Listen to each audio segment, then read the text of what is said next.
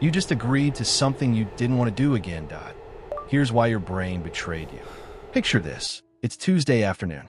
Your inbox is full. Deadlines loom. Then your coworker appears at your desk. They need help finishing a report. You're already stretched thin. Your chest tightens. You know you should say no. But the word no never leaves your lips. Instead, you hear yourself agree. Again, the next few days you seethe. Not at them, at yourself. Why couldn't you just say that one small word? In 1966, psychologists Friedman and Fraser found that people who agreed to a small request, such as displaying a small sign in their window, were more likely to agree to a larger request, such as displaying a large sign, than those who had not made the initial commitment. Each yes builds a habit. Each no feels like a risk. But why does it feel so risky? Here's what's happening beneath the surface. Your brain treats social rejection like physical pain. Saying no can feel like a threat.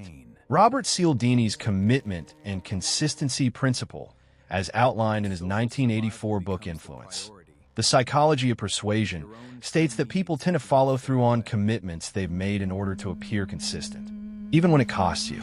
That tension in your chest, it's your brain weighing survival, social survival, against your own needs. So why does saying no feel like stepping off a cliff? It's not just politeness.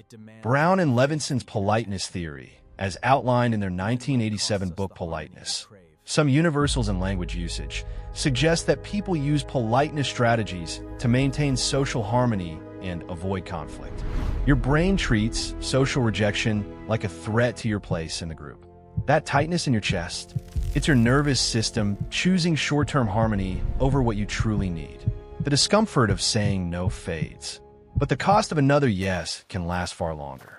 This tension isn't inevitable. You can rewire the pattern. Start small. Practice saying no to low-stakes requests. Notice how the discomfort peaks, then fades.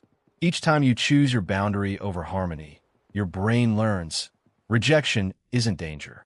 The people who matter will adjust, and those who don't, they weren't the ones worth saying yes to anyway. The next time you hesitate to say no, remember, your brain is protecting your social survival, not your time. The real courage isn't in saying yes. It's in trusting that the people who matter will respect your boundaries. If this resonated, consider where else your brain might be prioritizing short-term comfort over what truly serves you.